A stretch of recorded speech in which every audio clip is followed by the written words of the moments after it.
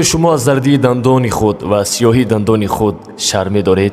غمگین نباشید. طبابت این دندان های خنک گرفته و این چونین سفید کردن دندان ها، این چونین راست کردن دندان های کج شده، دکتر دندان در فدراسیای روسیه شهر مسکو در رقم های روی اکران بوده در تماس باشید. خوش آمد میگن ما از خدا فرمان داریم پیش از تو برای هیچ کس باید در جنت باز نکنیم. اولین نفری که در جنت براز باز شود و داخل شود توی محمد هستی صلی الله علیه و سلم. در جنت باز میکنه. حبیب خدا صلی الله علیه و سلم میگه قدم اول میمانم، اولین چیزی که میبینم جمال زیبای الله بی مثل مانند است. سر در سجده میمانم. پیامبر میگه صلی الله علیه و سلم این قدر همین جده در روایت آمد است که پیغمبر صلی الله علیه و سلم آه و ناله میکنن. اولین قدم در بهشت سر در سجده آه و ناله میکنن. خدا میگه حبیب من ارفع رأسک و سرنا توتا. حبیب من امروز روز گریه تو نیست، سر بردار، هر چی میخوای امروز تو را میتیم. ما وعده کرده بودیم که تو را رضا میکنیم. تا تو رضا نشی امروز بحث تمام نمیشود. اینجا رضاگی تو مهم است. من رب العالمین هستم، تو را وعده داده بودم که تو رضا میکنم. چرا امروز گریه میکنیم؟ حبیب خدا سرش میبرداره، میدونه چی طلب میکنه برادر عزیز. خدایا امتم بیرونی بهش انتظار ساتیه در کرمای قیامت.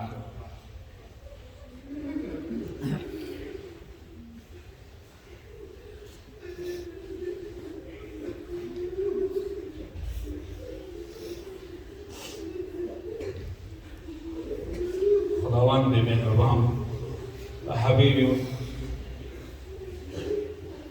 حبیبش میگه حبیب من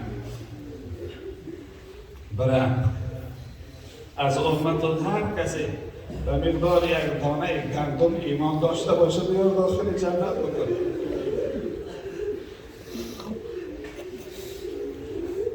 حبیب خدا میگه میرم امت من جمع میکنم همونش که مقدار یک دانه گندم ایمان در دلش داره میارم داخل جنت.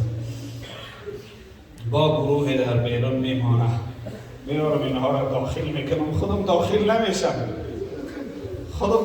نمیشم. باز سر در سجده میمانم، باز آهنانه. خدا میگه حبیبی من چرا گریه داری؟ گفتیم که هر امتی مثل دانه گندم ایمان داشته باشه بیار داخل جنت بکنش. با چی به گریه داری؟ حبیب خدا میگه ای الله امت من باز مانده است که اونایش که مثل دانه گندم هم ایمان ندارن اما امتن. اونا امت من هستن. محمد نکوان در صحرای قیامت. خداوند مهربان میگه حبیبی من ما به هم وعده هستیم برای امت اویش که مقدار یک ارزن نمیدانه گندم ایمان داشته باشه بیار داخل جنت بکن. حبیب خدا میگه گروهی رو میاره داخل جنت. باز سر در سجده میمانه. بار سیوم سر در سجده میمانه. یا ربی اللهم امتی الله مهربان نگه میکنه که حبیب خدا حالیم آرام نیست. حبیب من سر و بردار برای بازار قیامت بگرد. هر امت در دلش ذره ایمان داشته باشه بیار داخل جنت بدراش. ذره ایمان بیار داخل جنت.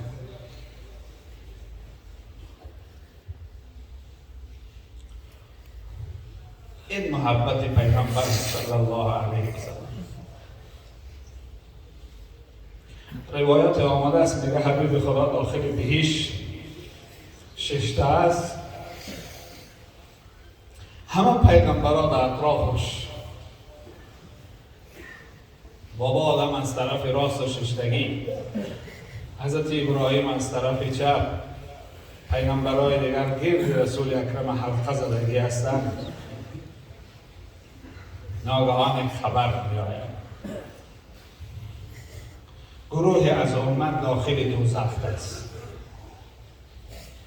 مولای جنونم خدا رحمت کنه از زبان رسول اکرم صلی الله علیه و سلم در نظم می آورد: نبردارم سر از سجده، نبردارم سر از سجده، نبخشی امتانم را، عطا کرده ز اول در دلم مهر و شفاعت را. خدایا محبت امت تو در دل من جا کردی، در قلب من محبت امت تو جا کردی. تا زمانی که امت نبخشی سر من از سجده نمیبردارم، سر از سجده نمیبردارم تا زمان امت من نبخشی. گروه امت میگه داخل دوزخ عذاب بسیار دردناک میکشند. نزد مالک دوزخ میآیند، نزد مالک دوزخ شکایت میکنند که مالک برای ما هیچی ترحم نیست، ما از عذاب دوزخ خسته شدیم. مالک میگه شما امتی کی هستید؟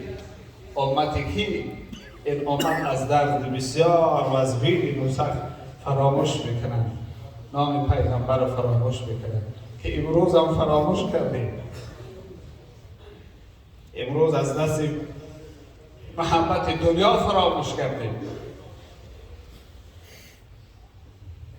یا امت کی هستید شما؟ میگن نام پیغمبر ما رو فراموش کردیم، اما همون کسی که قرآن با او نازل شده است.